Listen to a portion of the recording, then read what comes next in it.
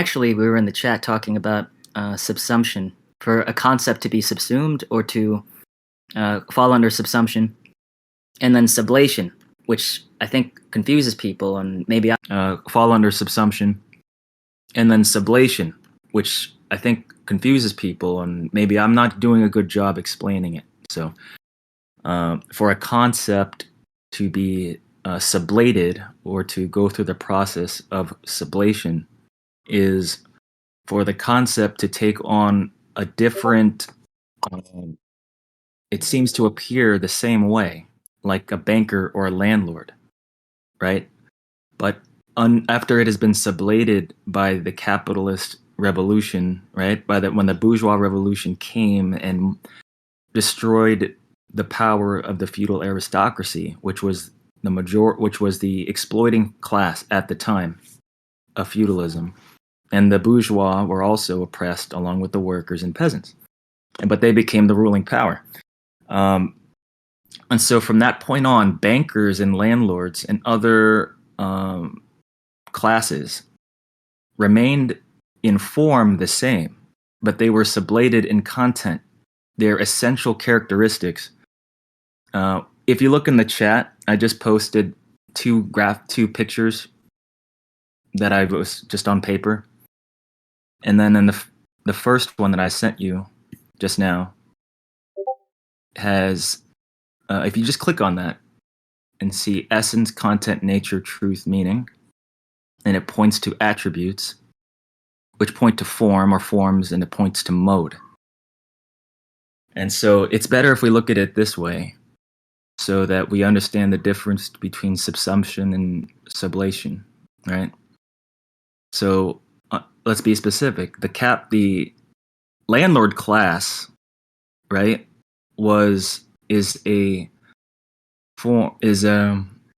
class with essential content, nature, truth, and meaning for the given mode of production of feudalism, right? So a feudal lord, right, essentially commanded labor and received part of the social product. And it took this product in the form of goods, right? So the lord demanded crops from the peasants who worked his fields, right? A feudal lord had a small army that was essential to the nature or the truth of what it was to be a feudal lord. You could command your vassals to fight in your wars. All right? That is essential to you as a landlord, just as it was essential as a peasant or vassal to have to fight in the landlord's wars. Okay? So that by being of a peasant, germane and essential to one's nature as a peasant, your definitional meaning is made real only when you are working for the Lord or fighting for the Lord. And you really can just be a non-peasant on the days when you are going to church on Sunday. So under the old feudal aristocracy, you worked 3 days for the Lord, 3 days for yourself, and then 1 day of rest and for church. And you did that during growing season. And when there was no grow, and when everything was either fallow or you were waiting for harvest, I don't know if you know this, but the peasants didn't work. They didn't work the entire year. You know? So, as it pertains to being sublated during the bourgeois revolution, the form of landlords and the form of bankers was largely unchanged, right? They still own land and still receive incomes off of the labor of the land. And a banker sells money, right? Of course they keep your money, but what do? They loan it out. So the banker's commodity is the sale of money, and the price of money is interest. I think that's new for all of you, right? So that you can demystify what bankers do. They simply sell money. The price of money is the rate of interest. Right? So those things still happen, right? But the essential content of a banker in the old days did not necessarily deal with fiat currency. They did not, back then at the time, they had a monopoly on the production of money. Banks had gold, of their own that was essential to them. They could loan to anyone, anywhere, and give what was considered universal commodity of gold or notes of paper. But the feudal banker could not act on behalf of governments. The feudal banker now can only deal with currency that the government produces. And the government, as we know, is the servant of the bourgeoisie. So this is all a way of saying their essential content is changed. A banker now and a landlord now may look the same, have the form of bankers from 1,000 years ago or landlords of 1,000 years ago, just nicer clothing, right? Or modern clothing, right? But the meaning of what a banker is completely different. It has been sublated. They just look the same. But just like we know of how you and I all look as human beings in our forms, it does not betray or communicate the content, their essence, because their attributes are different, right? So attributes, if you're curious what that is, that points to the essence of something. So one can know the essence of a thing or the nature of a thing by its most significant or essential attributes. So Marx would have known this, and Hegel would have known this, and this begins with probably Descartes and then Spinoza. But the use of these terms, I think, these terms in our discussions are themselves oftentimes mystifying, because great philosophers and thinkers, have all used these terms, and I think they're confusing. But I think we've gotten a little more comfortable with it. So I'll stop there. Do you all grasp my analogy of the of sublation and subsumption? We didn't even talk about subsumption, but because that wasn't what a discussion of bankers were. Let us work on one definition, and then we can work on the other later. But it's very important to understand sublation. And so, for those who are just here for the first time, or you've been here before, would you mind, just restating that, or trying your best to give another example of a sublated class, or a sublated idea, right? Remember, because we talked about racism. Racism has a completely different understanding and meaning under capital, right? Okay, so I'll stop there. Would German Marxists or anyone else like to just get some questions or attempts to, talk about subsumption?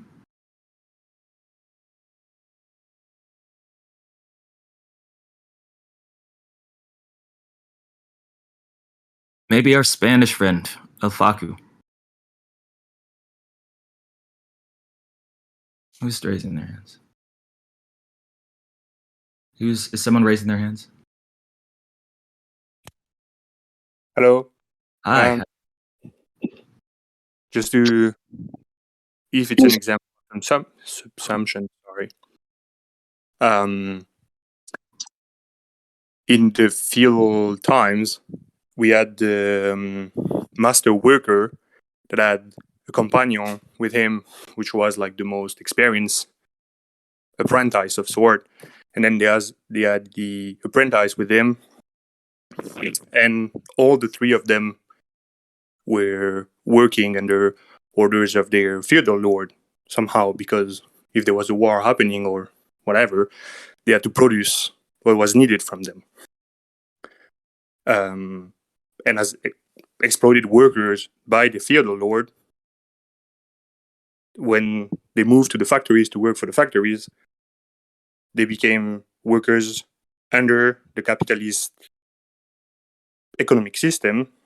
So as exploited workers, they continue to exist, but the form changed. Is that making sense? Is that right? Their content changed. Their essence as workers changed. They still look like workers, right? They still look like they're doing things together. But now they've been completely divorced from the means of production and the means of subsistence.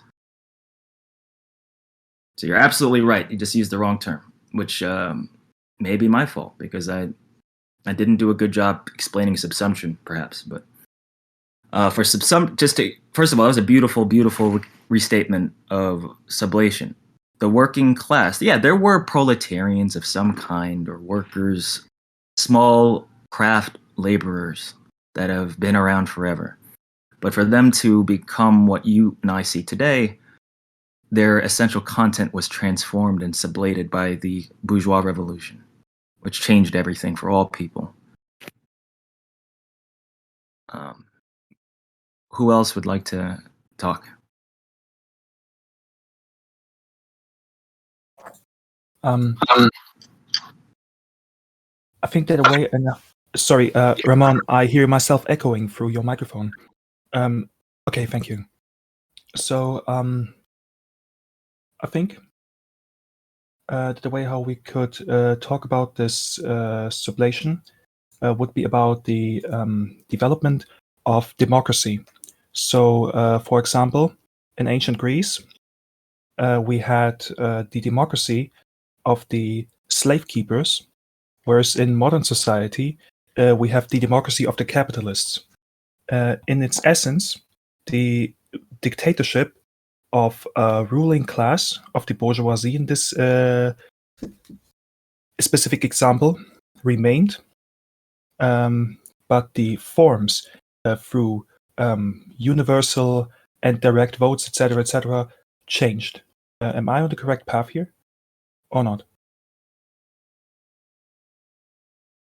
Well, yeah, if we step back from the perspective strictly of like a strictly Marxist-Leninist standpoint, which is not the worst thing, but to just step back and say, in an ongoing historical process of competing classes, right? You still have the oppression of one exploited class, and then they're by and large always ruled and oppressed by a small minority, and that the minority rule simply changes as economic systems change. Actually, this is at very ML. So, yeah, the essence remains there. We're the essence of an exploiting class, taking successive forms of dictatorship. Yeah, I think that's right. And the subsumption remains from the perspective of Communist Manifesto in 1848, when they talk about the first lines, right? Oppressor and oppressed. The thing is, I've just researched it, that Marx uses the word Aufhebung, and now I get what you were talking about the whole time, since I'm reading Marx in German, so it wasn't entirely clear to me what you were trying to say, but I think that now I got it. What word? What do you mean? That's interesting. I'm kind of curious what you mean. Aufhebung. It's sublimation. It's Aufhebung in German. So essentially, if I got it correctly, it's when in the process of development, the positive qualities of something remain, but the negative ones disappear. Exactly. Yes. So you say sublimation. Well, that's great in German. Okay. So I want to change that then. So I'm speaking in American English actually, and so we're okay with saying sublation or sublimation, everyone. If that translates better. Yeah, of course, it's okay. Yeah. So and this may be in Spanish too. So I'm actually curious if I confuse people also with the term sublation. Do we have Spanish speakers who could help with that? I think it's really important. Because you look this up on your own. You don't want to just be depending on me. So you of course look it up in your own articles. In Spanish, it's Aufhebentum. There, the original term by Karl Marx is used, and by Hegel. So, yeah, it's both the same in German and Spanish. Good. Yeah, so sublimate or sublate. Okay. So I think we're good on that restatement, and we can talk about this a little bit more about content, truth, attributes, form, and mode, because I think that we'd be lost. I want us to approach Ilyenkov in 20 minutes from a place of just being a little bit more grounded in these concepts before we go to him. So it's very important that we understand what a mode is. So if we go back to the chat that I posted with the first one, not the second one, which is Ilyenkov, but the first one. So I'll be democratic. Everyone here can use whatever the term they want for meaning or truth. So I put all the ones that the philosophers use. The one that I'm missing is substance, which is Spinoza's preferred term, and Descartes. So you could just, it just would be too long, but essence, content, truth, meaning, right? These are all things that are found that define a concept or a person or a being, right? Now, how do we know that, right? Well, these are abstract things, right? These are qualities. Well, they are made manifest and they are expressed through attributes. And these attributes are aspects of the person or the party or Homer Simpson, right? That constitute its essence, right? That point to the truth or nature or meaning of the person, of the Communist Party, of the United States, of Karl Marx, right? However, all these attributes, which are also which are both qualitative and quantitative aspects, right? They can be material or ideological attributes. They are expressed through the form. This form is what actually interacts with the society or history or people, right? So the form of Homer Simpson or the form of Karl Marx meets the form of Friedrich Engels. They don't actually know what the hell's the other person's truth or meaning is when they meet. They are interacting with each other dialectically, right? Remember, just by affecting someone, you're in dialectical contradiction with them and you form a unity. That's just that is exactly what happens the minute you talk to anyone, just to let you know. Just like, remember, any contradiction need not be antagonistic. It simply means you're affecting each other at a very, very close and highly complicated manner. But the final product of that form, right, because forms are similar, right? Homer Simpson is a form of a human being. Karl Marx is a form of a human being. Socialism is a form of philosophy, right? Television is a form of communication. Photography is a form of art. Marxist-Leninism, Antirevisionism is a form of Marxism. We think it's the highest form. But modes are ultra-specific, limited, finite expressions and examples. Right? There's just one. Okay? There's just one, and it usually gets a name. So the mode is a thing. It really is. So, for example, I am a form of a person, right? I am a mode of human being, and just like you are, right? We are modes of whatever the fuck of online discords, right? Discords are a form right, of online communication, right? And then they're also a form of political expression.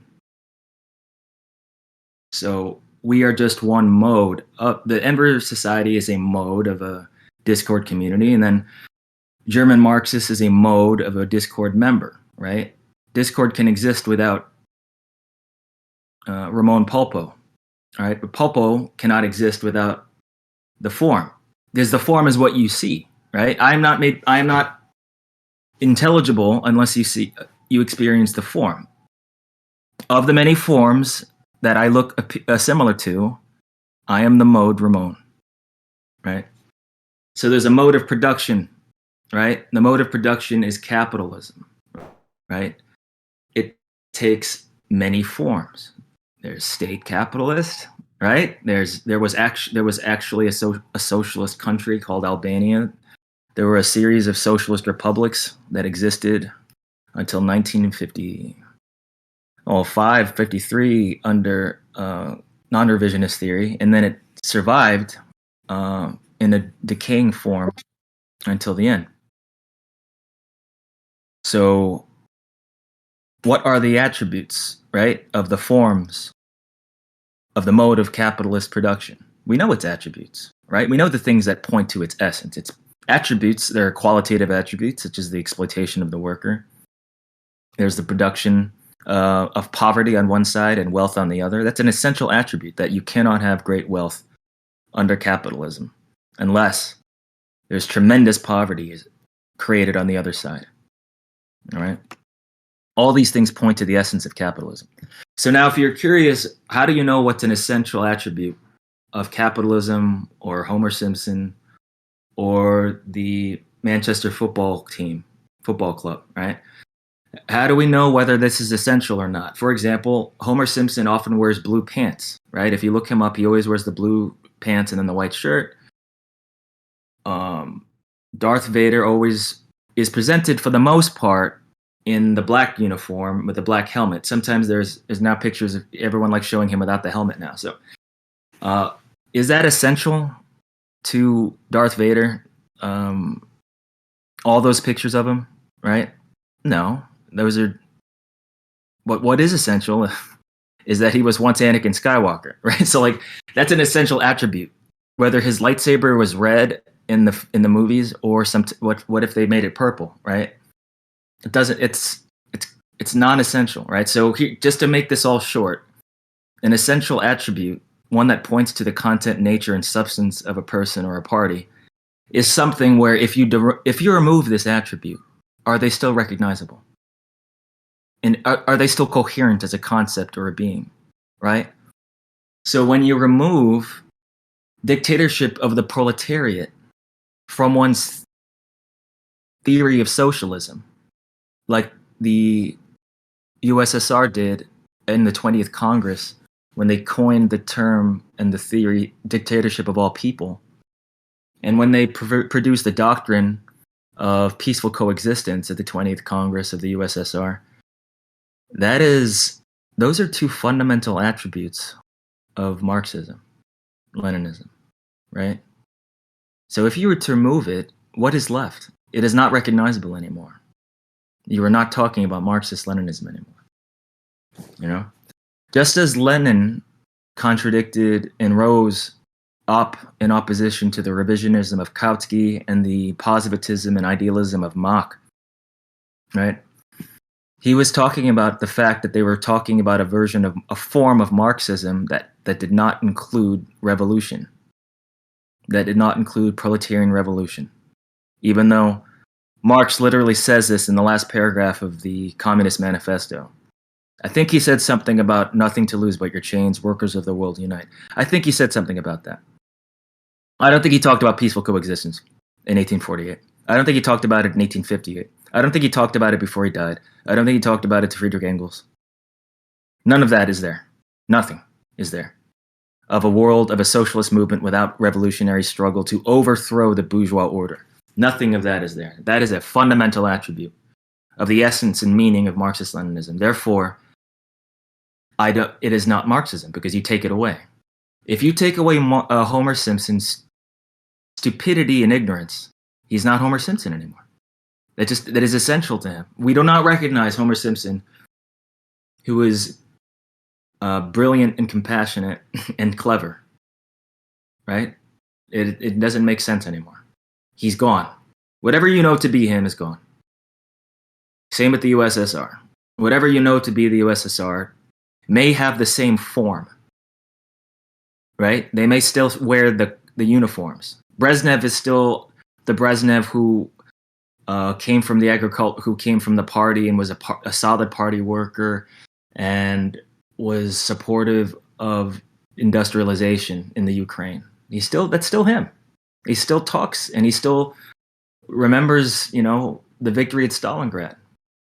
But it is all different. The forms stayed the same. The essence was forever changed. And we know the essence was changed because the fundamental attributes which point to that essence are different, are gone. So I'll stop there before we... and what you get in the end is a finite mode, right? So production has always existed in human history, right? But the modes are different, and we are here trying to change and overthrow the mode. So I'll stop there for 5 minutes of discussion. Because we're at Ilyenkov now. So before that, I want some good questions and discussion.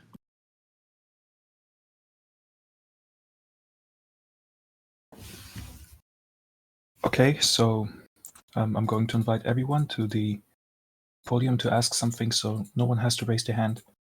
Everyone can just come in and ask a question. I would be really happy if we could get you all to ask at least a question, or at least half of you. 6 to 7 people. Yeah, any strong points that you really agree with, or anything you really disagree, or just I'm not clear enough. If I'm not clear enough, then I haven't been helpful to you. So let me be helpful.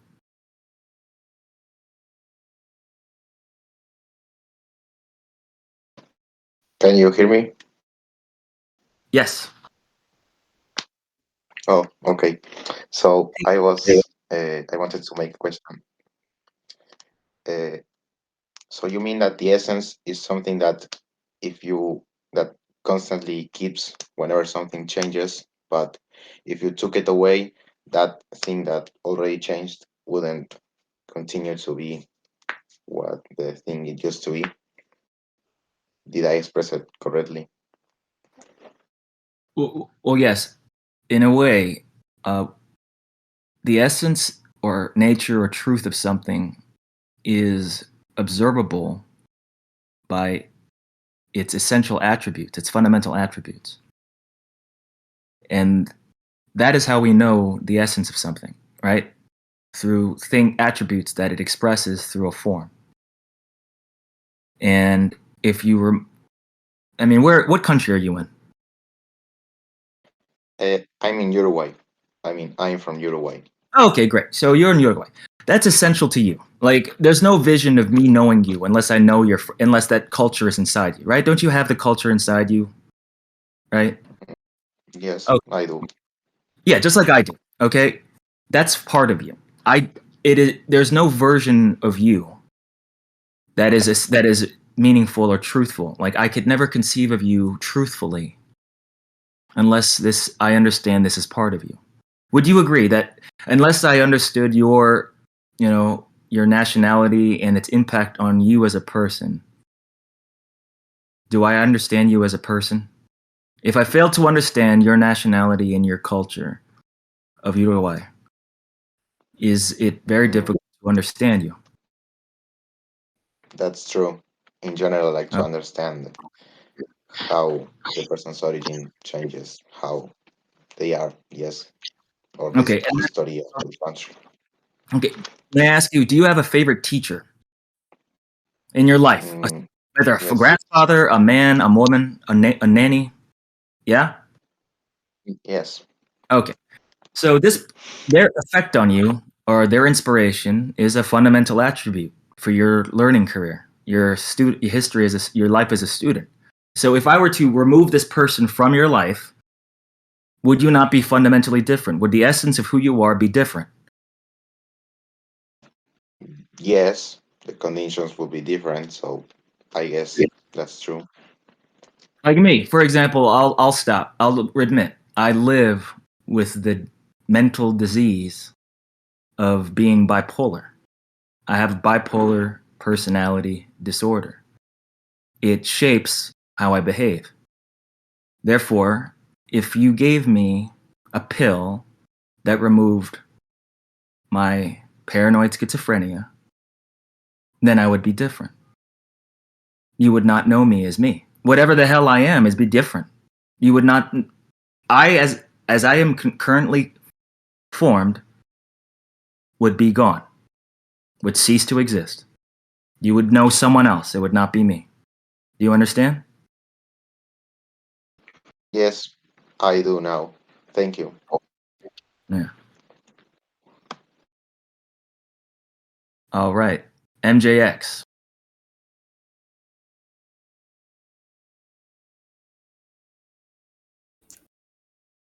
Sorry, you just joined in. Ramón, could you just quickly tell MJX what the question is about? Oh yeah, if you'd like to tell me anything that you had a question about or a comment, anything that was helpful, or perhaps maybe something that you need more clarity on, anything you agreed with or disagreed with it. I'm just looking for some feedback and discussion, and then we can continue with Ilyenkov. but I'm very excited to hear from you. Sorry, they just joined. I've sent out an invite to everyone. My apologies. My apologies. Oh yeah. So would anyone else like to say something? Yeah, about essence and attribute, because I think that's really important. I think the personal example helped. That, if you take away this aspect, would you recognize this concept or person anymore?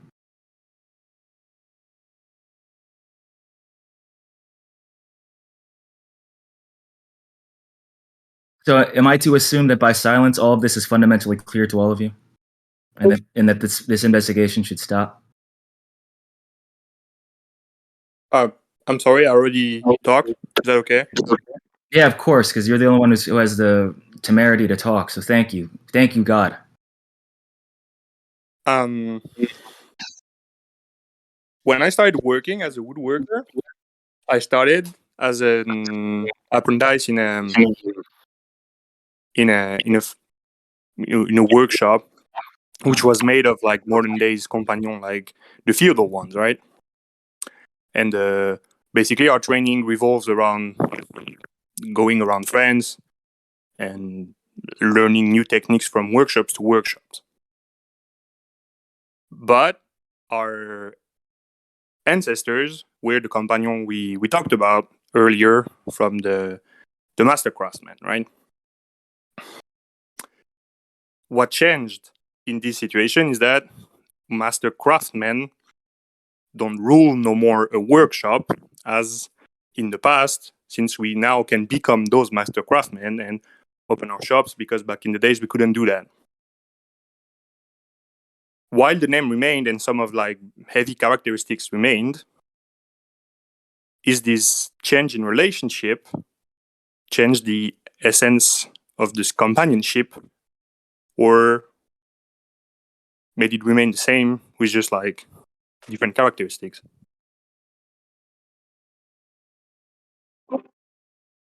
Yeah, that's a good comment. The fact that social relations of working together and sharing craftsmanship persist even under not especially under capitalism. So one can so the seeds for the fall of the feudal aristocracy and the fall of the guilds. That's what you're really getting at, the fall of the guilds. Yeah.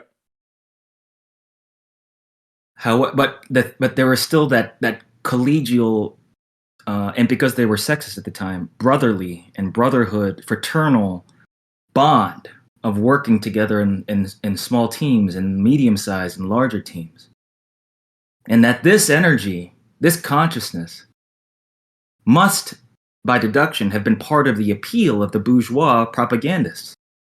What do you think about that? Like, hey, don't you see how we're all working together? Well, we could all work together and make a fortune, but in the city, not here, or in another city, because let's say we already are in London. Maybe we can go to Manchester, right? Liverpool.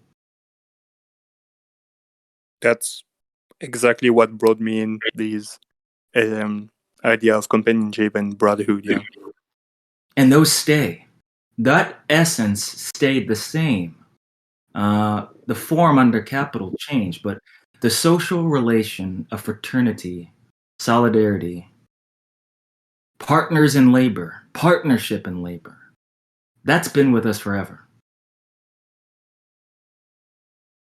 And I think that's one of the best qualities. Didn't you bring up earlier that to sublimate or to sublate, sublimation, you take the positive qualities of the prior, of the status quo, and you transcend to the next order.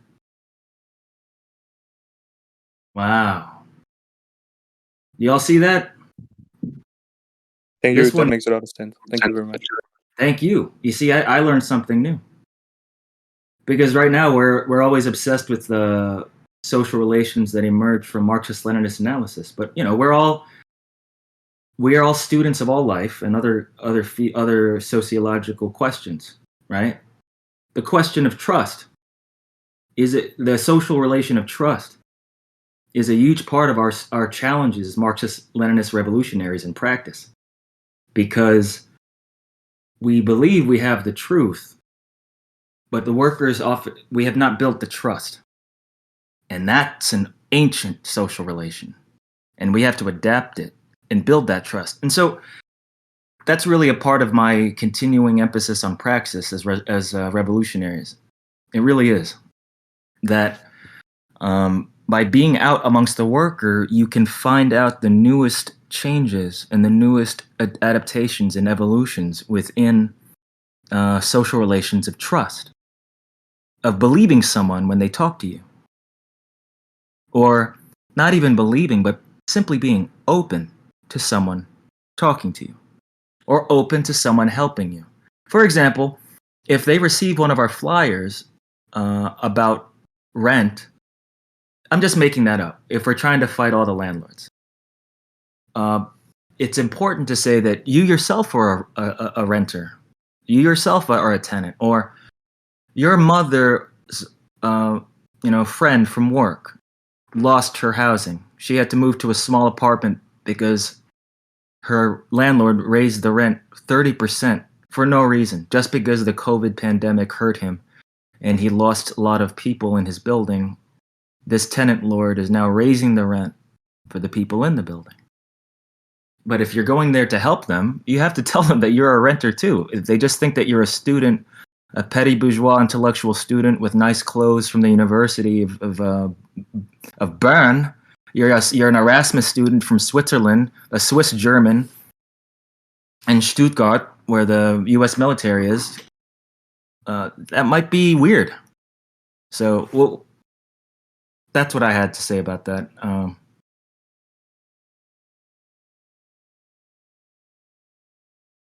May I put forward a question another comrade asked? Yeah, absolutely. All right.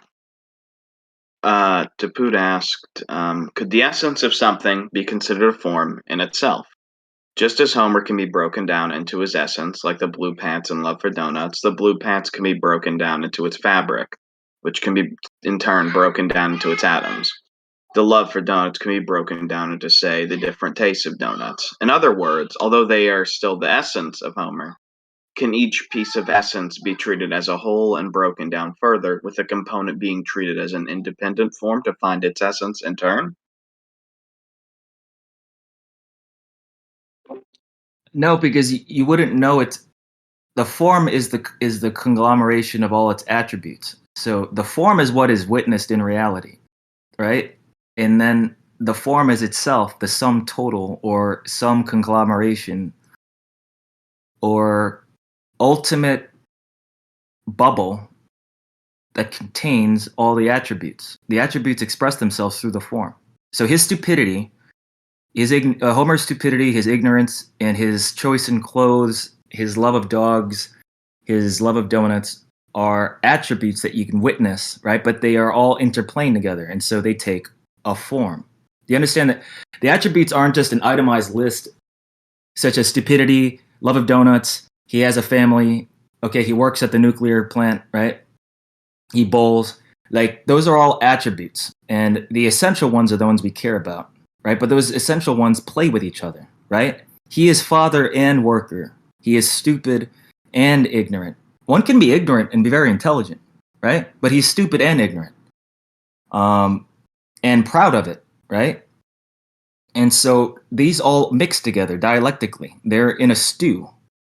The form is the stew is the form that everyone sees. The attributes are the ingredients, right? And then he is the form of a human being in the mode of Homer Simpson.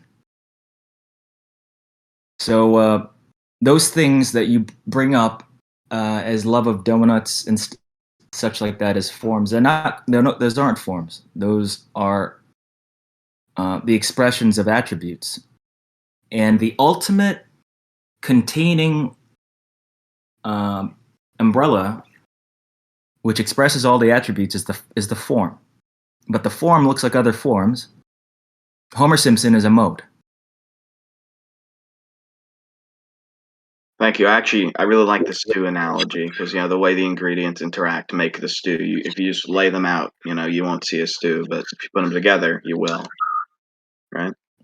Yeah, and you pushed me to do that. You pushed me to do that. I had to become a better teacher in the past 1 minute because you did that to me. You see that? This is dialectics. I'm different now. I will no longer talk about it without mentioning stew. That's so much simpler. Look what we did. Were you more or less like kind of uncertain until I said, think of a soup? Yeah, to a degree. Especially since I've been having like a mental fog this week. The simplicity of the stew did help me grasp the question a bit, or the concept a bit better. Yeah. Well, there we go. So if you look at in the Academy chat, the second image I sent, which was faded and small, I'm sorry, but if you just look at it, I tried writing Ilyenkov as a person who is the fundamental, who arises out of a contradiction within himself. I put his essence, his attributes, right? So I was saying, can everybody try your best to look back in the chat to the pictures of Ilyenkov? I've actually just posted a picture again. Oh, which one? Where? The Academy, right at the bottom. Okay, sorry. Okay, there's that, and then could you post while we're talking to the bottom of the chat, German Marxist, the picture of him on the tank, and then the picture of him, the picture of him in 1940 as a student, and then a picture of him in Berlin. Just right at the bottom while I talk. So our current subject is a great man, was a great revolutionary, and this is him in 1940. The picture of him with his face clean and looking at the window. And then 5 years later, as an actual killer of fascists,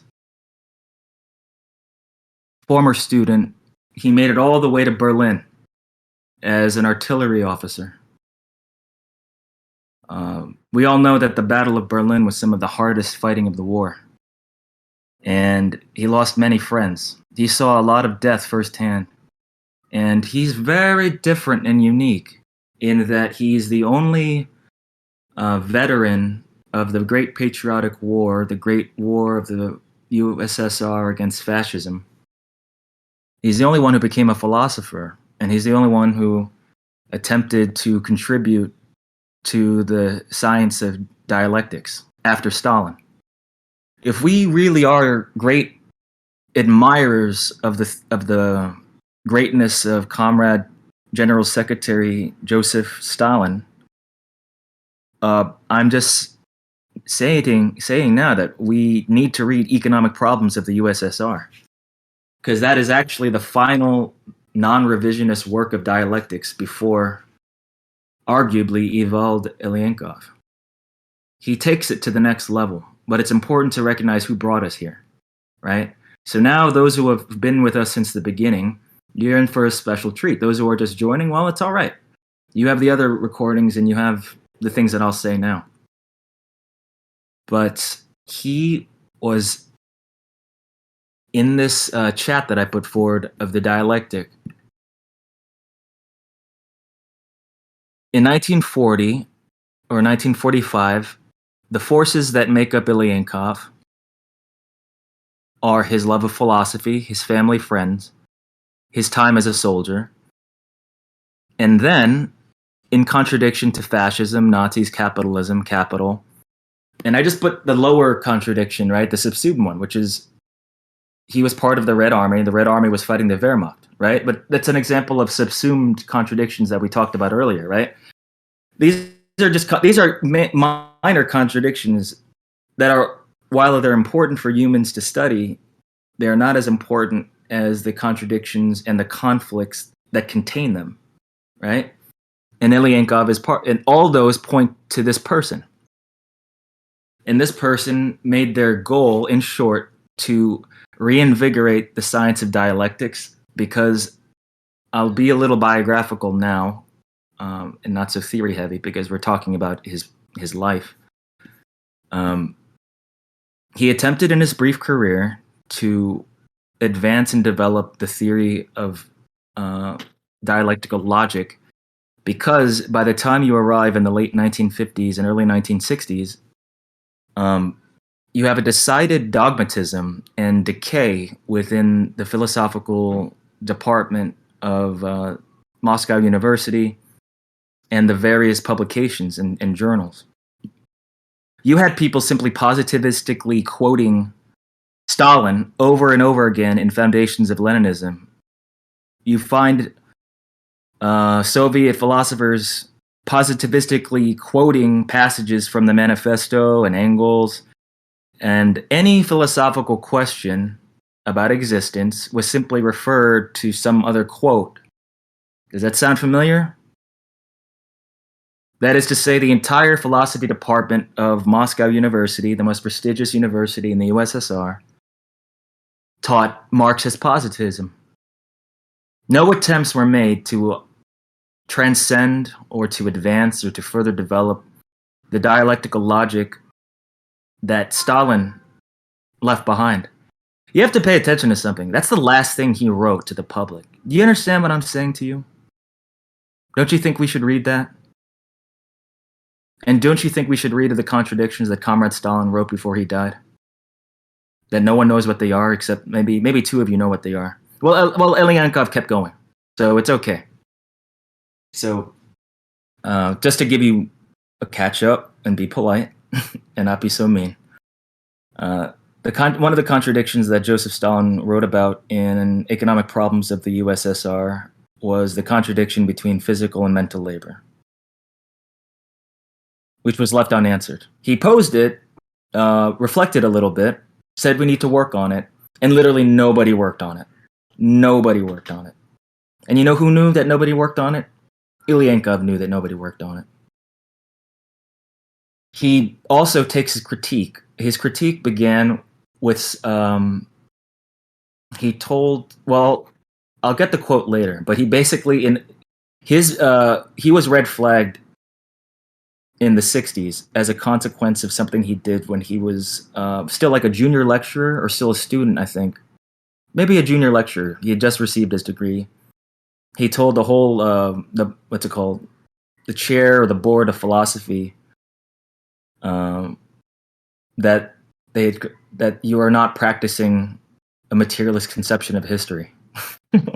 He said something like that. He basically said, you're not materialist. And it began a course on his career path that ended with, in the 70s, he began to become extremely suppressed. And they stopped publishing his work and stopped letting him teach. And so his professional disgrace caused his mental health to deteriorate over the 70s. And then he killed himself in 1979. So if you look at that picture that I gave you of the contradictions in his life, right? He was different at the end because he had different things fighting him. He was contradicted not by fascism, not by capitalism, not by Nazis, but by revisionism, but by the party. You know, and in a way, you could say that the contradiction, he was a negation to the positivism and idealism and dogmatism of the revisionist regime that came after 1955. He was the negation of dogmatist, decayed, dialectical materialist philosophy, which was revisionist dialectical materialist philosophy. But the negation of that negation is that, well, he was suppressed and destroyed. The USSR collapsed, and you end up with the current social configuration. However, there was no way, there was no need to be despondent or discouraged. With the truth that I think that he has brought forth in his work, which we'll talk about, we will be that negation to the negation. I really believe that our work as anti-revisionists will be inclusive of wonderful, wonderful theoretical strength that will be forged through hard study, and through many drafts. you know, the analyses and artwork. Because remember, propaganda and cultural art is also very important in this struggle. So even showing just Ilyenkov as a soldier is wonderful to me, because it's the perfect symbol or representation of the liberated proletarian, you know, conscious of dialectics, a master of dialectics, but also an actual commander of soldiers. You know, that's a peak of what we would hope to achieve, right? Or to transcend. Maybe the soldiers of the next conflict or the final phases of capitalism are exclusively theoretical, and that perhaps some knowledge of cybersecurity may allow us to cause who knows? It may be a series of theoretical assaults like Lenin did in 1905, 1914, 1950, and 1917 to break the barriers for the proletarian Bolshevik revolution. We don't know how it's going to unfold. But in large measure, I provided an example of an overview of the career of Ilyenkov. He fought positivism. He fought idealism. He fought revisionism. He fought it. How do you fight it? Theoretically, because he's not a soldier anymore. He doesn't have guns anymore. He's not part of an army anymore. He was a theoretical army of one. And that's still great, because if you are a great theoretician, all you need is one article, one book, one essay. And then you could have it all. But we're lucky because we have several things that he wrote. And one of the things he wrote is schools must teach children how to think. But I'll stop there and stop for questions before we enter the final section.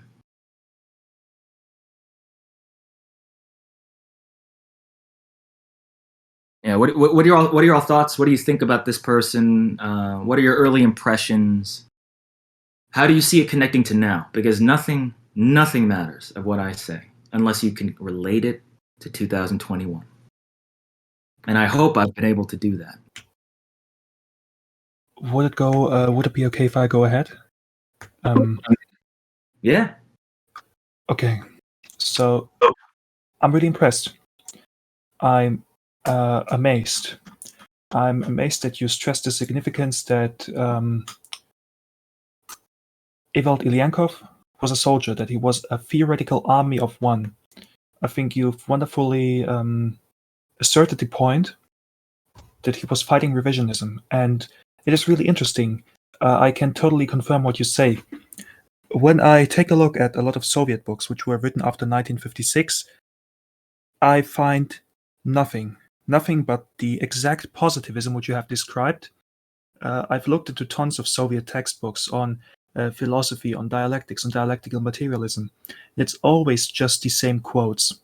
When I take for example works by Stalin, I feel as if they were farther progressed in the dialectic than Soviet textbooks of the 70s or 80s. And I don't even think that it was just standstill dialectics, that they stopped where Stalin left off. I think that they even went back. I think that they've essentially, they didn't stop at 1956. They went back to the year that Lenin died in 1924 or something, and picked off there and started publishing everything that has been written until 1924 and not 1956. So, and yeah, I've read Economic Problems of Socialism in the USSR, and I think that it's an amazing book. And exactly that problem, the elimination between manual and mental labor, that's one of the more important questions which hasn't been answered yet or has been answered at all in the Soviet Union, as one could obviously tell. And I think that it's pretty interesting that the bourgeois media is right in one point when they claim that communists don't have an idea of how to construct communism, how to transition from socialism to communism. They always claim, how do you get from socialism to communism? But the thing is, they're not talking about communists. They're talking about the revisionists. The revisionists have no clue because they do not want to properly learn, adapt, or apply the dialectic. They do not want to thoroughly study Marxism-Leninism because they're positivists. And I think that this is something that Enver Hoxha has also written in his book, Imperialism and the Revolution, and it's reflected by what you've said. And the word positivists, it hits the nail on the head, if I am allowed to say so myself. That's what I wanted to contribute.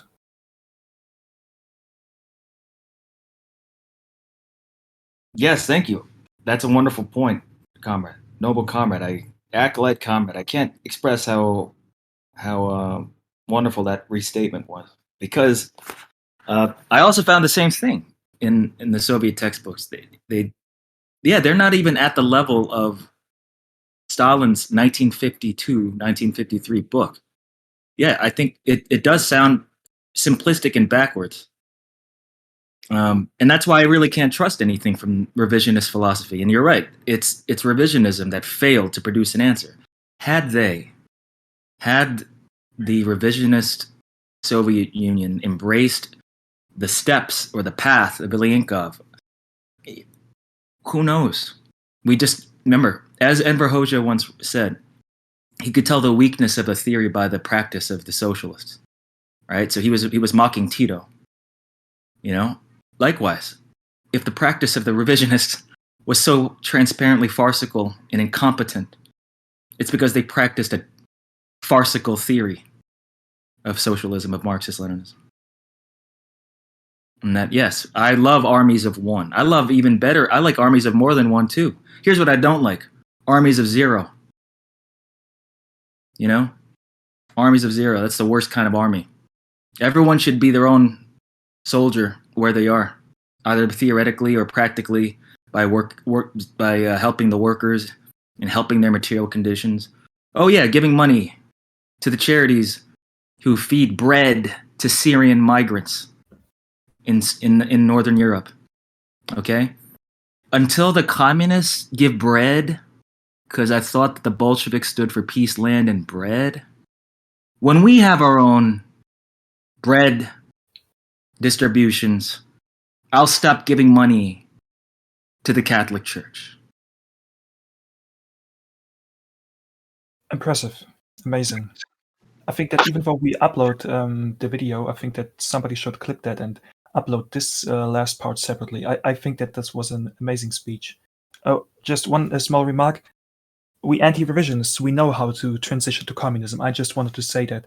We anti-revisionists know that exactly. The revisionists don't. Communists do. Anti-revisionists do. But those revisionists don't. That's where the bourgeois media is wrong. They're not wrong when they say that revisionists have no clue about how to transition to communism. They're wrong when they talk about communists and include as anti-revisionists as well. Sorry. Oh, that's so true. And then remember, we know that is absolutely correct. Anti-revisionists know how socialism is constructed, Communism too. Communism too. Yes, and the fulfillment of that task requires and demands that we do answer the questions raised by Stalin in Economic Problems of the Soviet Union, and answer the questions of today. How do you, by task, right, as a concrete revolutionary party, or formation, or soldier of one, or writer, or photographer, or filmmaker, or propagandist. You can be a Marxist-Leninist propagandist, but but be more than that one thing. So I think the lesson of Ilyenkov is that he actually could have had a very, very promising career, just like the other revisionists. But he chose this noble reflective path of a lone soldier, dying alone and hoping that others would read his work. You know? Do you know what it's like to be alone? You know, loneliness kills a person. We do. Yeah. We read his works. We will. Yeah. 7 or 8 years of being totally socially isolated by all the people you knew. And then he couldn't even talk with his old army friends, you know, from his time in the Red Army, because he was known as a political... you know what's funny? I'm so sorry to say this. I should have said this before. He was called a revisionist. That's why he was isolated. He was branded revisionist. Look that in the Google. Once you type in his name, he type in revisionist, and that's what the party branded him. And that's why no one would talk to him. And he would have probably preferred being shot in the head than the last decade of his life. You know? That's one of the worst forms of death, is to simply be lonely for the rest of your life. And no one talks to you, and no one reads what you write. You know what that's like? Like to shout out and no one listens? Well, that's what his life was like. So however hard it is for us, like, and I'm someone who has depression, and he clearly had depression, like, someone was there fighting too, you know? And it's for that reason I have a special fondness for this particular thinker.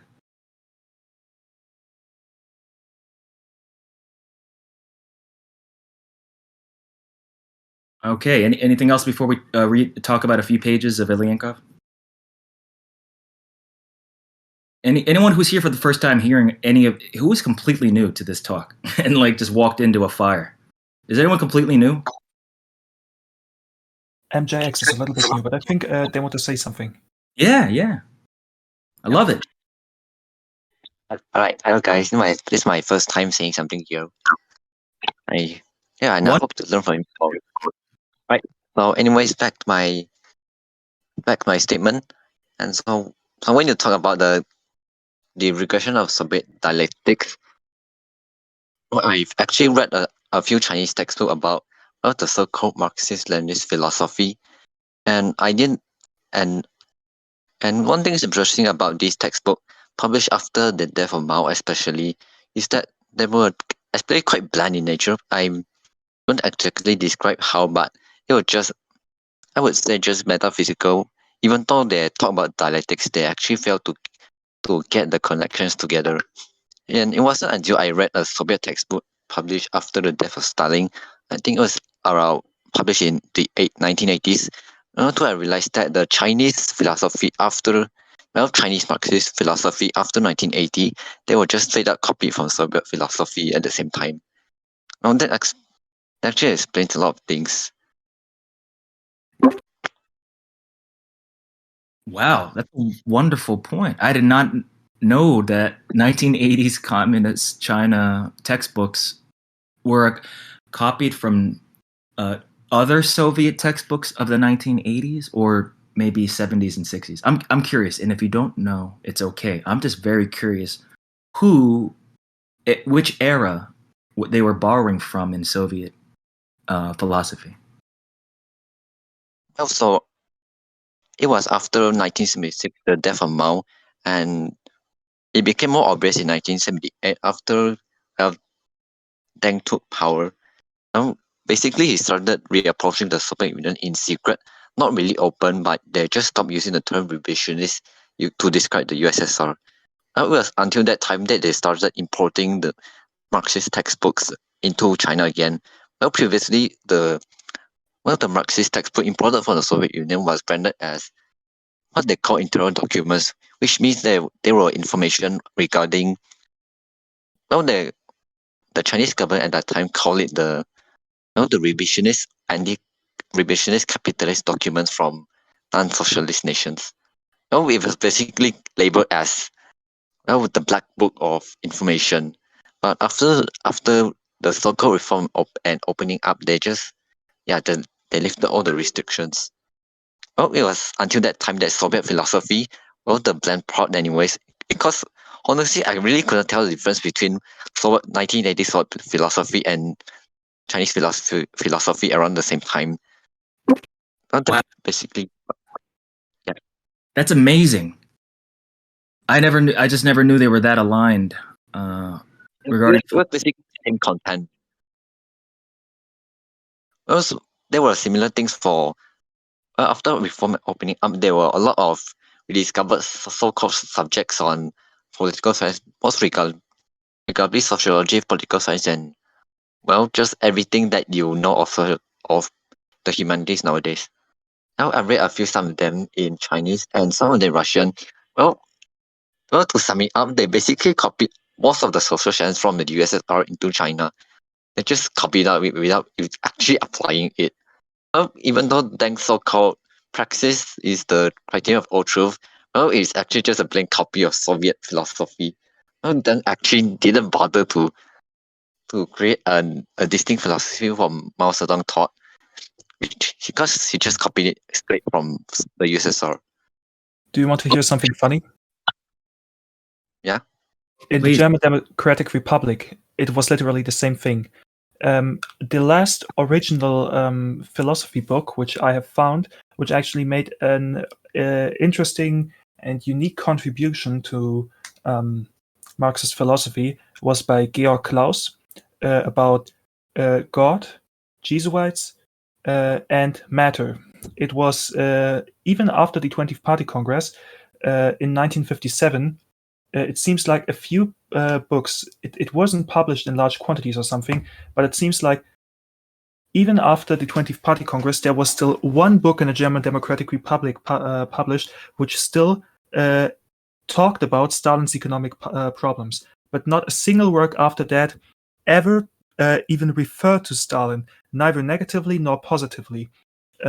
Every book after this one book by Georg Claus, which has been published in 1957 in the German Democratic Republic, all of them were translations from Soviet books or directly approved by the Lenin Academy of Philosophy of the USSR. So essentially, all the books in the German Democratic Republic after 1957 were just straight-up copies from Soviet textbooks. Until then, there were so many interesting contributions, to dialectical logic, etc., but all of them were shut down, no longer printed. You could actually go to jail for owning a book of Enver Hoxha in the GDR. Wow, I want these German Marxist philosophers pre-revision. Can you start sharing them and maybe discuss them sometime, comrade? Of course, I've read the book a little bit. It actually criticizes a lot of American philosophers and a lot of how Western philosophers critically talk about Stalin, and he refuses all of these attacks at Stalin's economic problems and starts defending them. It's a really good book. I can actually make a talk about that, but I didn't finish the book myself yet. Great.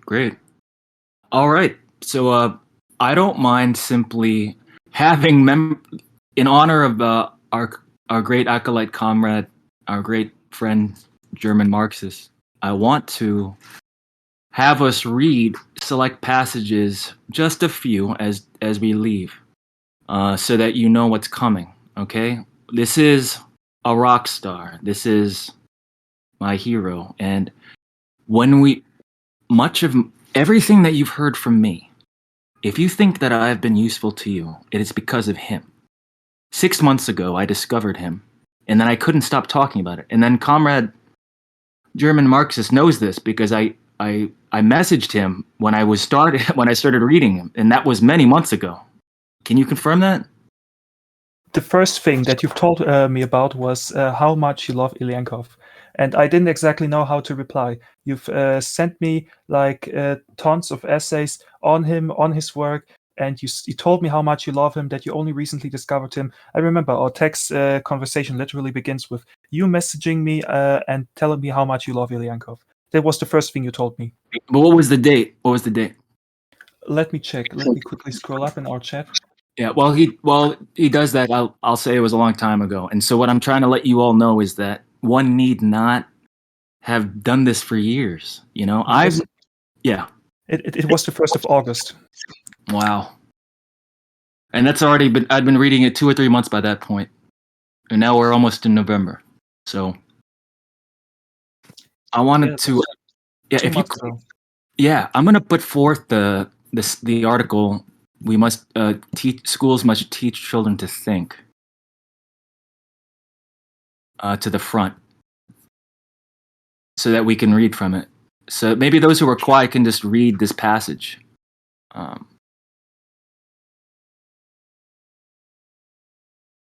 Is there like a location? I've got, I guess, 2 questions where I can find works from Ilyenkov. In the chat, I just put Marxist an article. But if you simply want all of the works, Marxist.org, you just go to the link I just posted in the chat. Oh, okay. Thank you. I didn't know if they had them on Marxist.org. Sometimes they're pretty lacking at times. I Um, think that you can get a copy of his works on Lulu and another one on Amazon. I think that this one Indian publisher, Arkar Books, publishes them as well for even really cheap. I think like it's $5. His essays on dialectical logic and shipping worldwide. Okay. Yes, Comrade Svetlana. Huh? Oh, okay. Any other questions that you had? I have yeah. one question. So this is all about dialectics and stuff. Yes. What specifically do we need to learn before reading Ilyenkov? I would ask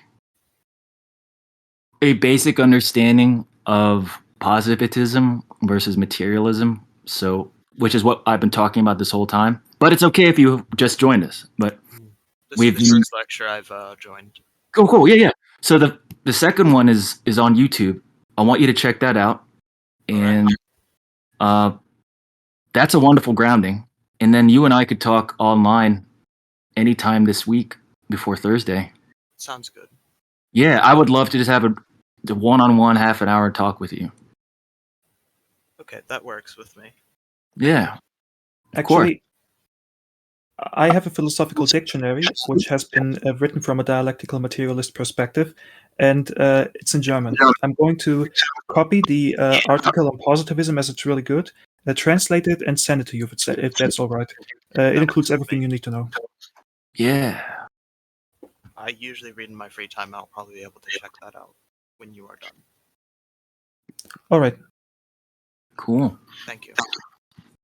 So if we click on that the PDF link from Marxist.org, there's an article of 41 pages called "Our Schools Must Teach How to Think." Right? And I also love Ilyenkov because he wasn't just concerned with the theory and practice of the Communist Party. He was concerned with the theory and practice of teaching children to be communists and human beings. Right? Because that's important. You see, we're skipping ahead to these adults. What about the next generation? Right? What about children? Because all of us were forced to learn idealistically and positivistically. There's only a few elements of our education as children that are dialectical.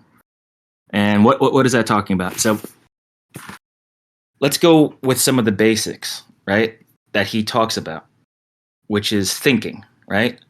Thinking is a process that originates in the mind, obviously.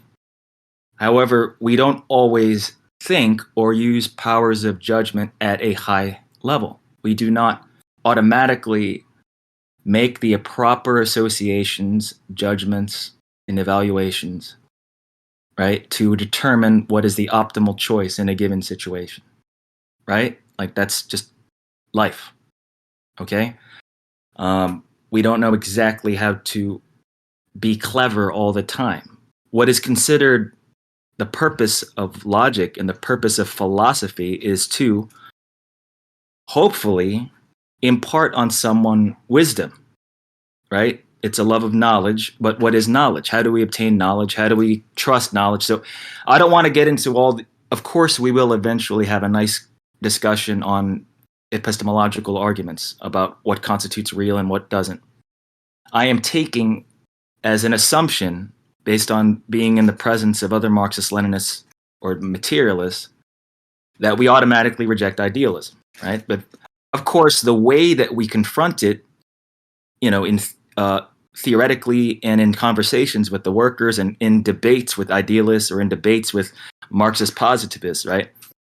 Our ability to win those debates hinges on our ability to describe to people, right, how one ought to learn and how to count something and how to teach people the value and knowledge of what you're putting forth, right?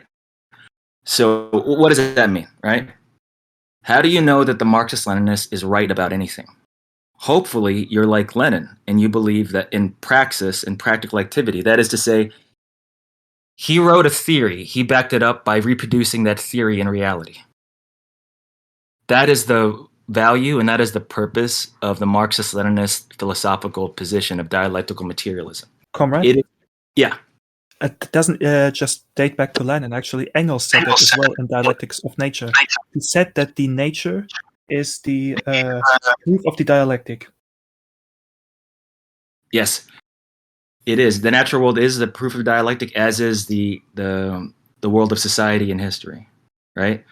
Which shows us, the argument being that, for example, Lenin has an interpretation of reality, of imperialism, that he argues is the true Marxist position, okay? He has a rationale behind it that if you just left it alone, if you just left Lenin's essays alone, they remain essays, theoretical works, and in a way positivist, because he also quotes from Engels extensively in State and Revolution, right? He quotes Marx too, but a lot of Engels, right? That's not the worst thing in the world, because positivist arguments in concert with materialist arguments aren't the worst thing. So like I don't want to say that no Marxist-Leninists should use statistics. Why? Why not? Like that's materialist statistics. I'm simply saying that one need not only rely on those things. Just like quotes from Stalin are absolutely useful, but they cannot be the basis of your argument. What makes Leninism true is that it was practiced in reality and worked. He advocated in What Is to Be Done the value of a party newspaper that would unite the workers in enhance class consciousness during periods of economic stability, right? When there's when people aren't starving, they're not interested in radical revolutionary activity. I'm sorry, the proletarians will not care. But the ones who are in tough working conditions, who are militant in the factories, they'll care, and as well as the students, as well as the intellectuals, they'll care. You make your arguments, and then he made it reality by actually committing to a revolution. And it worked. All the things that he argued, idealistically, positivistically, theoretically, were made manifest in the October Revolution. That it was a signifying intervention in the flow of history. It was going to go another way. It was, because Marx showed us the other way. And then Lenin showed us the way of imperialism and how that ends, and intervened, thus proving scientific socialism as a viable scientific solution to the problem of capital and the misery that capital causes. Yeah, that was a good exposition, I think. And so the focus remains on how do you teach people in a way that isn't positivist? How do you teach people to embrace the concrete as well as the ideal? And this is what Ilyenkov is getting at.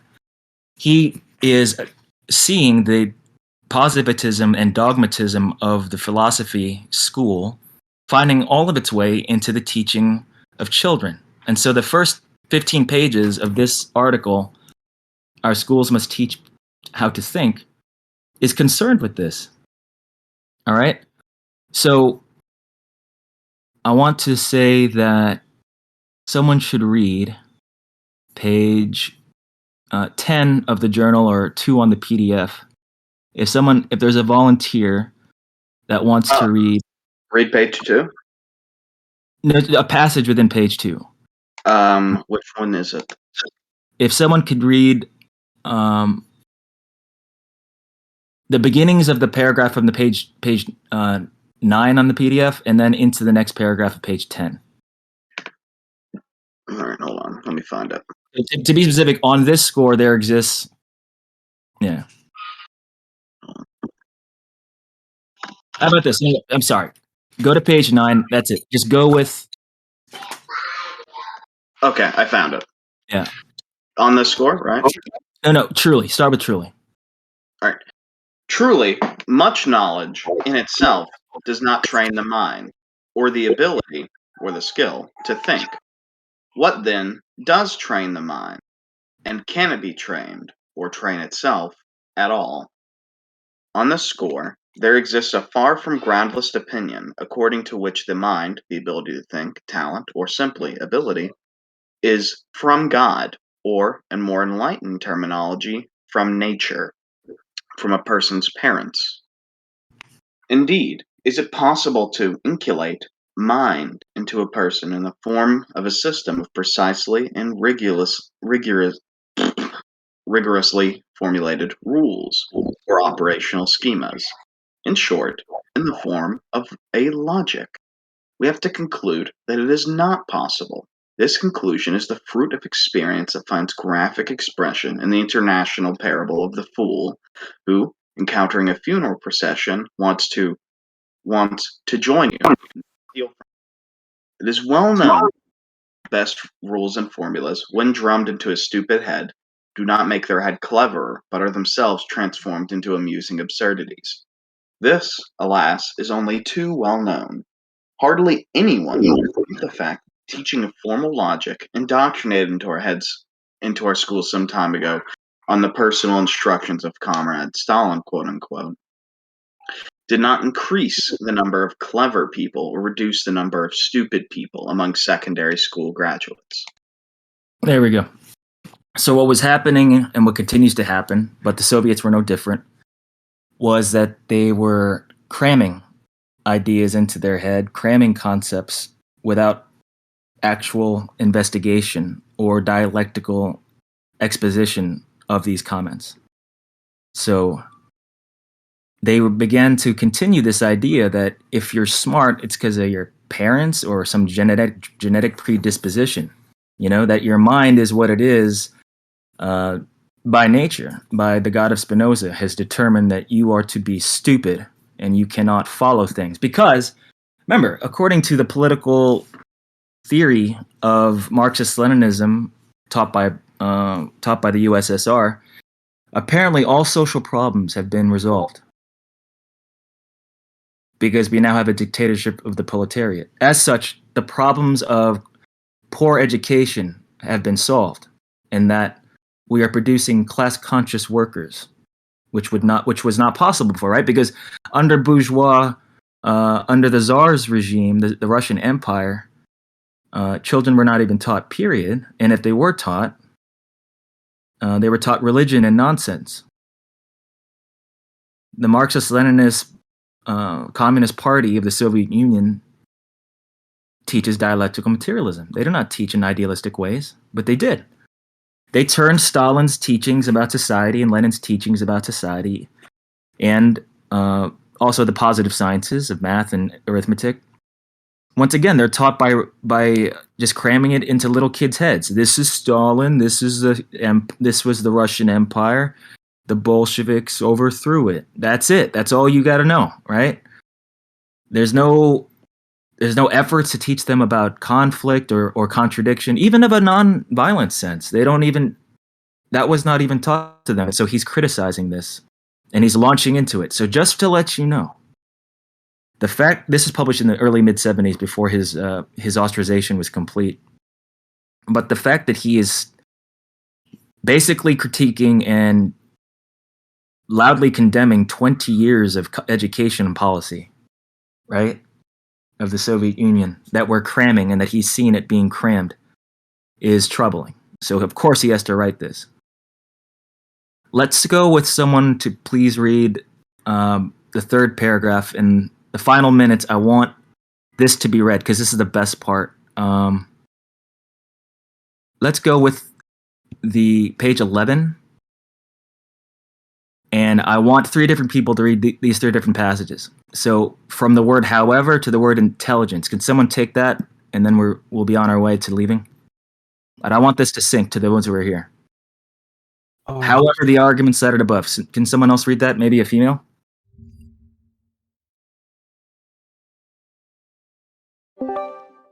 Someone who preferably hasn't said anything today. Yeah, or they enjoy talking. Svetlana, you're already here. Would you like to go ahead? Or MJX?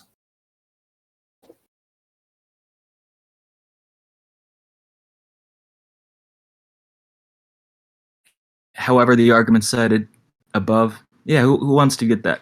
Because this is the home run. If you want to, I can do it. Yeah, go ahead. Start? Oh no, who's there? However, the argument cited. However the argument cited, just that paragraph, it ends with intelligence.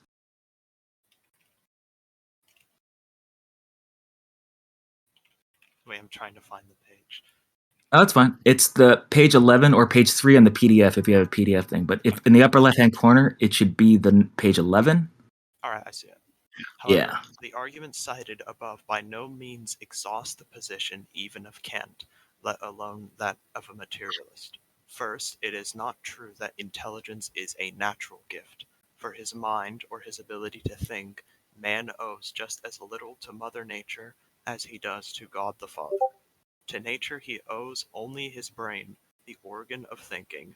As for his ability to think with the aid of this brain, it not only develops, in the sense of improves, but also first emerges only together with his attachment to social human culture, to knowledge. The same goes for his ability to walk upright, which man likewise does not get from nature. This is the same kind of skill as all the other human abilities. True, while any mother easily teaches her child how to use his rear limbs to walk upright, far from every professional pedagogue is able to teach him how to use his brain for thinking. But a reasonably intelligent and attentive mother does this much better, as a rule, than any other kind of pedagogue.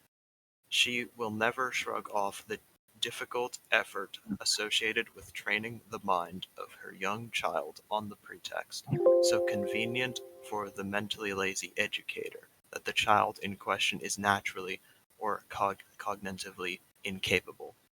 The young child is taught thinking by all life around him, by his family, by games, by the courtyard, and by other young children like himself. Whether they are older or even younger, caring for his little brother also requires, as well as develops, intelligence. Thank you. So I will read.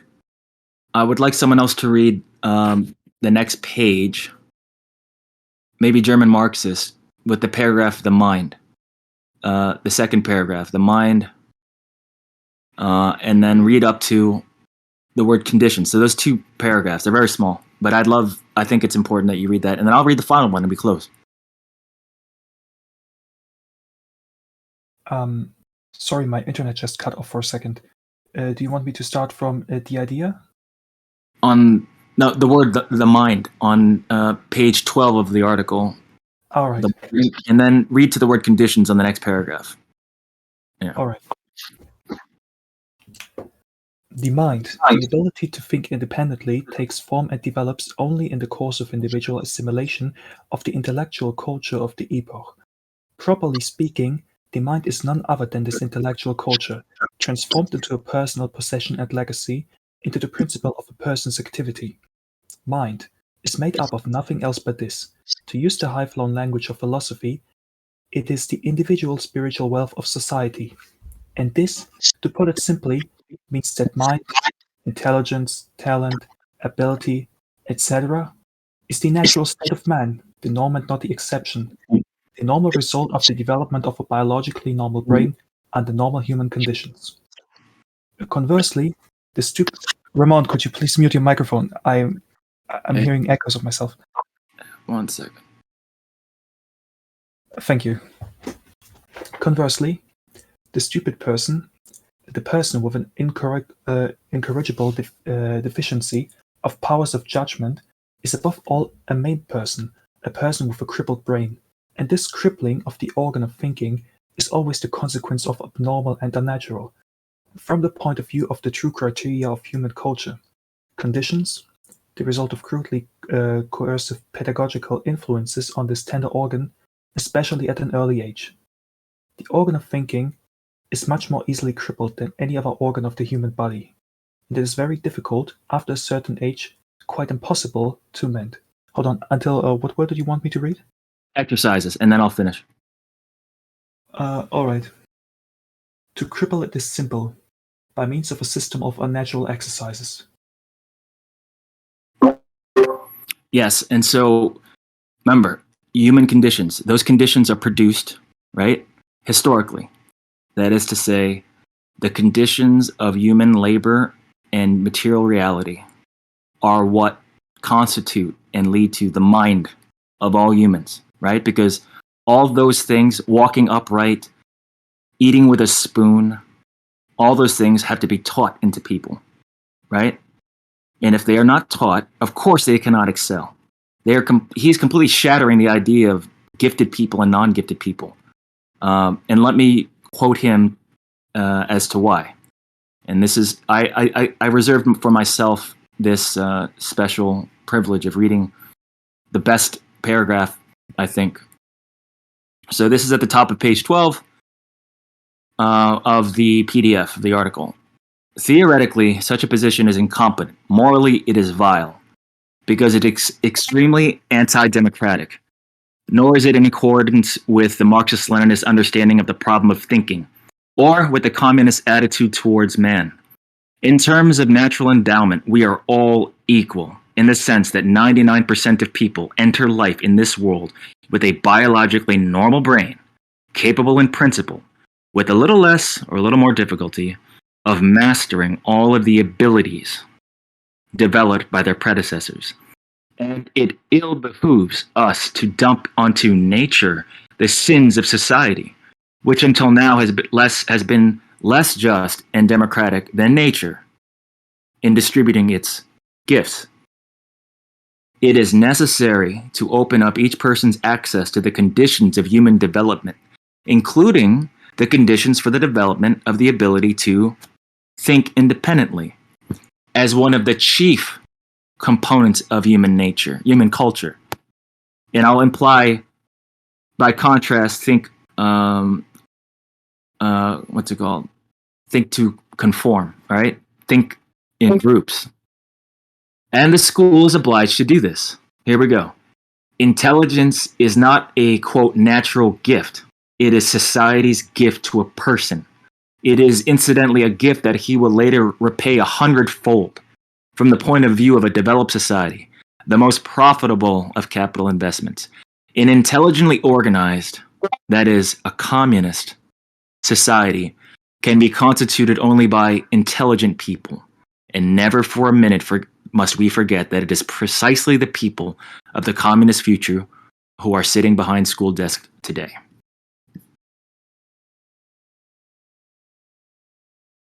Thoughts? I'm going to be very funny. How cool was that? That was pretty fucking cool. I gotta tell you, I really am impressed by this person's magnificent mind and his capacities to analyze his conditions in such an, clear manner. Yeah. I think it's quite good as well, personally. It's a very direct form of writing, especially with his use of colloquial analogy.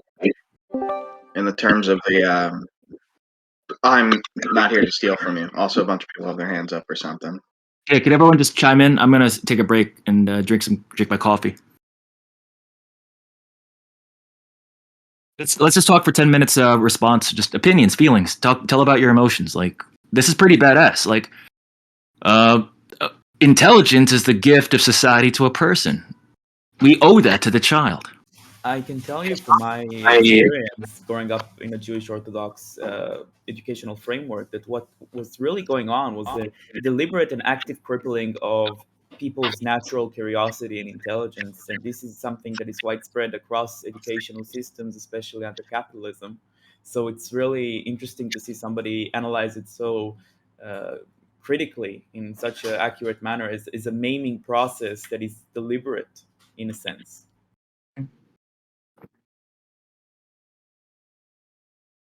Absolutely. I'm now recusing myself.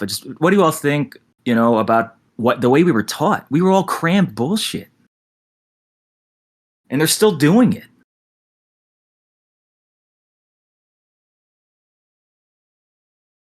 Well, yeah, I don't think my education was particularly good. And this definitely added a new view to it, for sure, in my opinion, right? So, in my education, I just remember when I was in, I think it was elementary school, they taught us, I think, the same lessons, 5 fucking times in 5 years. They didn't ever advance beyond like they didn't even advance to like division or multiplication for 3 of those years, even though we already mastered addition and subtraction. It was such fucking bullshit. Like it is deliberate crippling, in my opinion. The thing for me as well, since they brought up a good point, I just remembered for history specifically, and I'm going to bring up math in a sec, but for history specifically, I think for most of my years in grade school, even up to the 12th grade, we've continually gone over the same unit. I'm an American, just so anyone who doesn't know that knows. Same unit. We would go from the Revolutionary War, down to stupid, dumb details like, ooh, garbage that doesn't really matter if you've been taught it 8 times in a row. And then occasionally we might make it to the Civil War. And a few times, I think once or twice, we actually made it to mentioning the United States' involvement in the First and Second World Wars, which, of course, were bare bones, as were all the things. But I was taught the same lesson year after year. Maybe it got more complex, but I sure didn't get any further to modern understanding of American history, even from a very slim bourgeois perspective.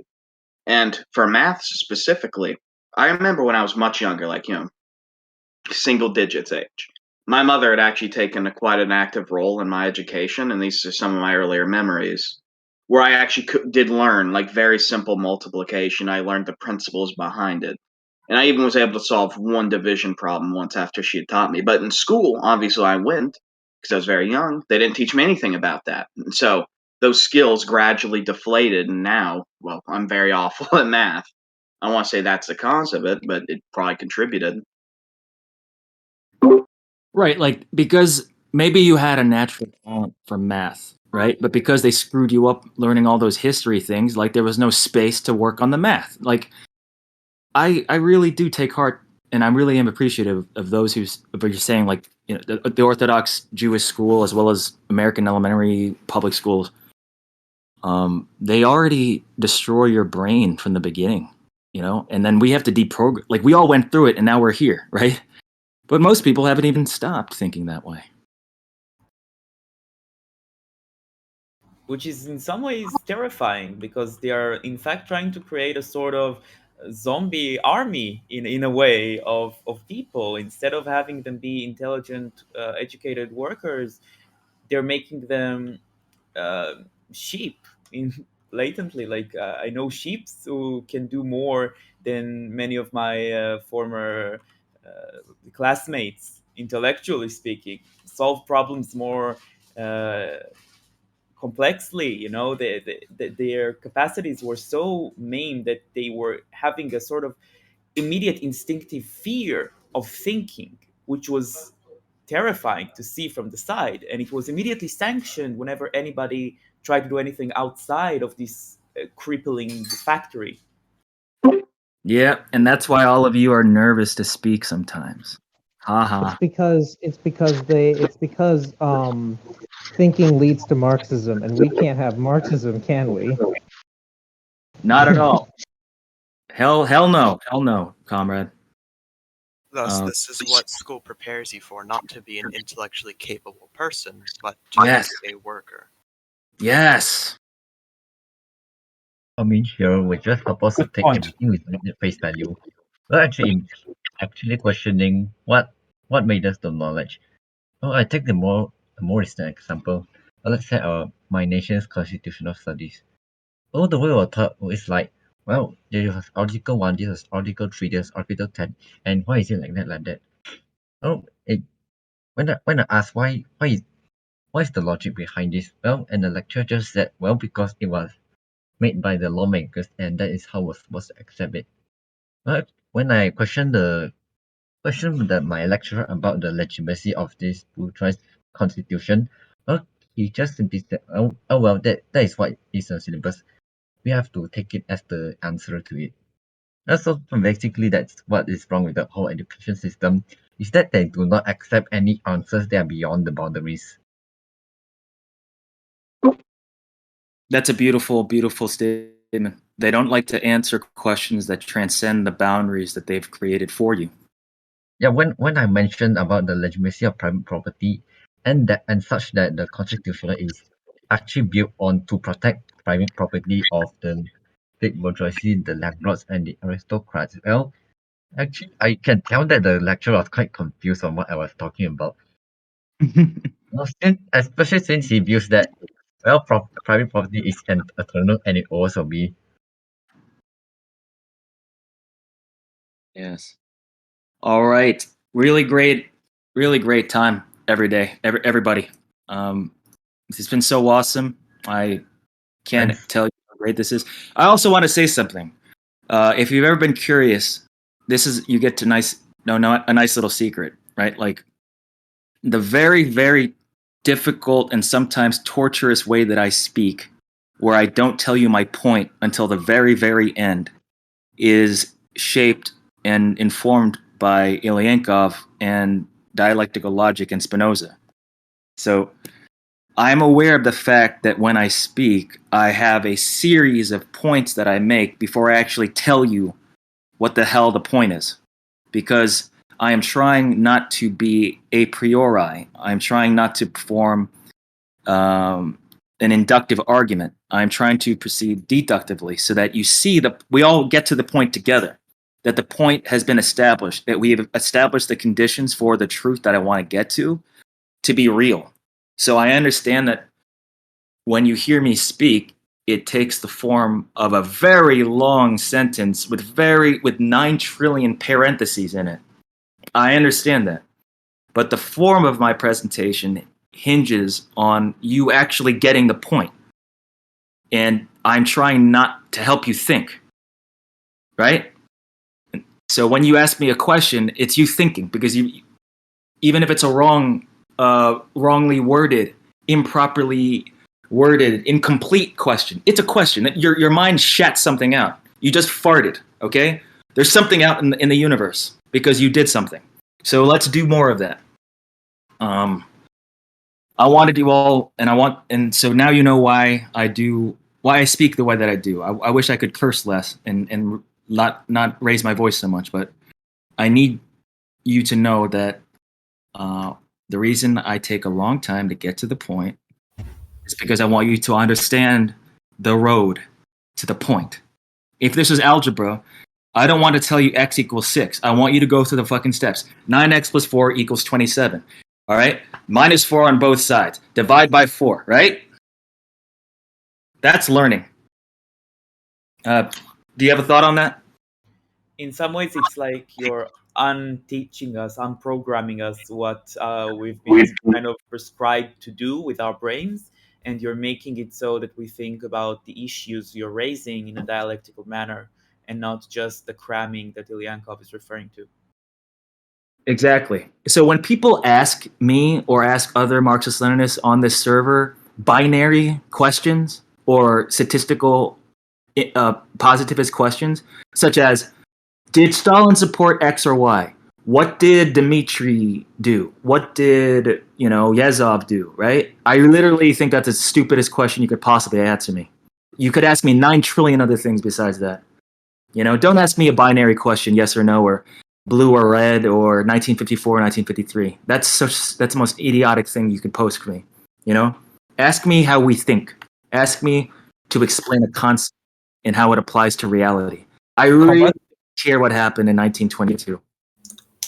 I think that it's really sad that our comrade Angry Max Fury Street wasn't here with us today. She's occupied as a teacher in Japan and also a Marxist-Leninist, a comrade in our community, and I think it would have been great to hear themselves as a teacher voice their opinions on this. That would have been great.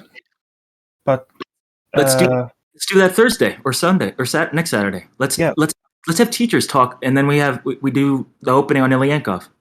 Let's hope that they will be with us next time. I think it would be a great contribution. Right. Remember, none of this stops. We remain on the dialectic. We're just learning from a different teacher, and it'll allow you, once we get more into Ilyenkov, to understand Marx and Engels more. And then that'll allow you to go back to Ilyenkov, because that's who he read. I had a question that I couldn't ask earlier when you first started into Ilyenkov. Yep, that's a question. I was going to be absolutely. You mentioned go ahead.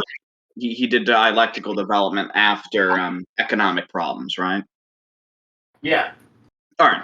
So I've read Molotov Remembers, and Molotov himself mentions that he has criticisms. He doesn't list them specifically of economic problems, and I'm asking, since you seem familiar with Ilyenkov, does he mention anything resembling that you think might have been what Molotov thought? Because I cannot find any writings on what he actually thought the problems of the book are, and maybe you might have an idea. I've been unable to get this question answered for a while. I mean, Molotov would have been an old school dialectician. He probably would have added more contradictions if he felt like it, you know. Or he would be like Mao, who would say something like, "Our comrade doesn't seem to trust peasants," but he probably wouldn't be such an asshole about it. He probably wouldn't revise him. He would just say, "We could work out this contradiction more between the peasantry and the proletariat." All right. Especially, yeah, especially as it pertains to the international struggle with other peasant-dominated countries, like Albania. I appreciate it a lot because Molotov's one of my favorite figures to read about, and I want to know what his criticisms might have been. And although this isn't the fullest answer, it's definitely a worthwhile one. Thank you. Secondly, Enver Hoxha also, in the Party of Labor Albania, also rescued a country that was mostly peasant. And that's why Stalin said, call yourself the Party of Labor instead of the Communist Party. Because communist parties are workers, in his estimation, right? And that's what Communist Manifesto was about in 1848. So Stalin corrected him and said, call yourself the Party of Labor as you build socialism, because most of you are peasants. So actually, the peasant transition for a small country has already been mapped out to us. But I believe that Molotov would have criticized Stalin's lack of attention to this matter. I think he probably thought he resolved the question with collectivization. Oh yeah, Molotov definitely mentioned, I think, that he finds significant issues with cold causes as in comparison to soft causes in collectivization. Right, and we also don't know if Stalin had lived longer, what he would have written. Just like if Marx died, Marx didn't even make it to age 70. Engels made it to like almost 90. You know, like we don't know what he would have written. But it's okay. He wrote what he wrote, and now we can write more. We're gonna write more. Yes, Comrade Ramón. I also was recently reading Molotov Remembers, and I have to say that on the economic problems place, it's actually sort of interesting because Molotov did talk about the collectivization thing, and he, like you just said, he mentioned how Stalin was writing a second economic problem, like he was writing more, and he was talking about how he was giving him drafts, like the writings he was talking about. And he also said that Stalin was the last person that actually seriously talked about the transition from the peasantry from collective farms to state farms to, with socialist development. Can you hear me well? I'm sorry, I'm really nervous. No, that's an awesome. Anyway,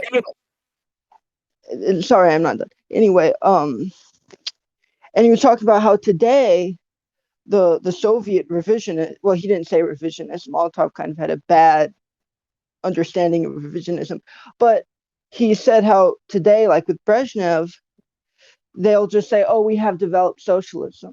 But Molotov was like, wait, we still have collective farms, we still have, commodity production and stuff like that. So he was saying that Stalin was working on it. He was trying to figure out and work on how to transfer collectives into state enterprises, proletarianize, wonderful. Yes. So that actually helps, because I was very, very unsure of what I was saying when I was asked this by our comrade, sexually planned Borzoi.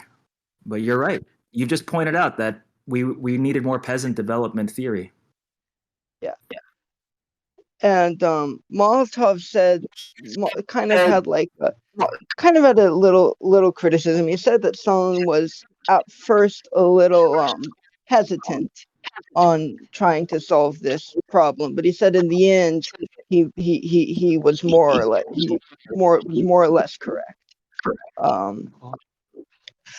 It's actually sorry, I'm not gonna go into a tangent. But yeah, I just had that to say. Thank you. All right, thanks everybody. I'm gonna go to the park now, and I want you all to have a great night. I know it's a night in where most of you are. To my U.S. comrades, great talk as well. Love you all, noble comrades. Love you too. Have a good time. Have a great Thank you time. all. Have Thank you fun. so much. Be Bye safe. Have fun. All right. Thank you all for having been with us today. I wanted to say a special thanks to Centrally Planned Borzoi, to Boo, to Red, to Tibia Fibula, to Abdullah, to Enveri, to Elfaku, and to our two recorders, Comrade Ruby Bellman and Comrade Tapoot. Ruby for our primary recording and Tapoot for our backup recording. So thank you all 1,000 times. Thank you all for asking questions. Thank you to Extra Brave, Elfaku. Thank you, Red.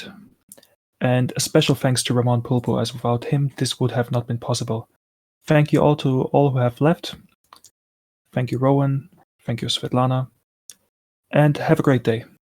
I would Goodbye. like to thank you too, German, for your organization and wonderful management capacities here that made this event happen. Thank you.